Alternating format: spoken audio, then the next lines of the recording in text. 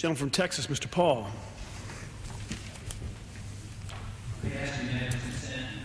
No, without objection. Thank you, Mr. Speaker.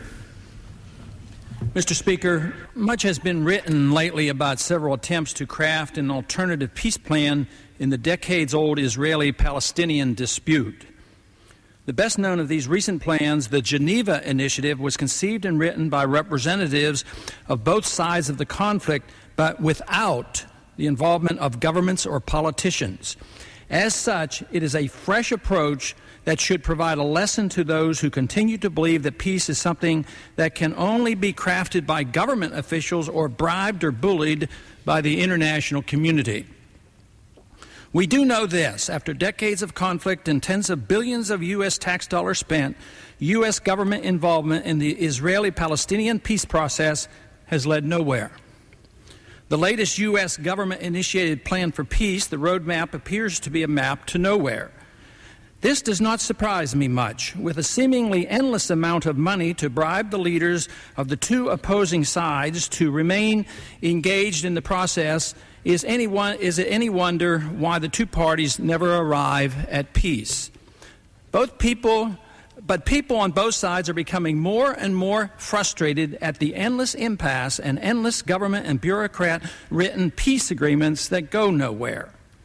That is why plans like this should be of such interest. Initially conceived by an obscure Swiss professor, the project was joined by former Israeli Justice Minister Yossi Bilan, former Palestinian Authority Information Minister Yasser Abed-Rabo, and by other prominent officials like former President Jimmy Carter. The negotiations led to the creation of a 50-page detailed accord. I do not know whether the product is perfect. I have not studied the minute details of the proposal. But what I do know is that politicians, governments, and special interests promote war at the expense of those who have to fight them. Wars end when the victims finally demand peace, and that is what we're beginning to see.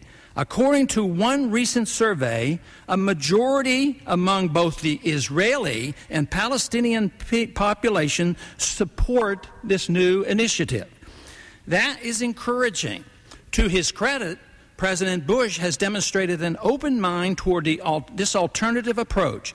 He declared the Geneva Initiative, quote, productive, close quote, and added that the United States appreciates people discussing peace. Secretary of State Colin Powell echoed the president when he resisted hardline pressure to ignore the proposed accord, stating, quote, I have an obligation to listen to individuals who have interesting ideas, close quote. This is also encouraging. Predictably, though, this new approach is not as welcomed by those governments, politicians, and special interests who have a stake in dragging out the process indefinitely. Palestinian Authority President Yasser Arafat has been lukewarm at best. Extremist Arab organizations who have a special interest in continuing the violence have also rejected the Geneva Initiative. Israeli Prime Minister Ariel Sharon has rejected the initiative out of hand. Said Mr. Sharon, Geneva is an attempt to do something only a government can do.